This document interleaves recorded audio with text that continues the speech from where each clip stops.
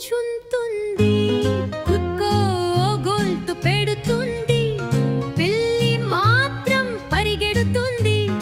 ఎలుక కోసమే దాటుతుంది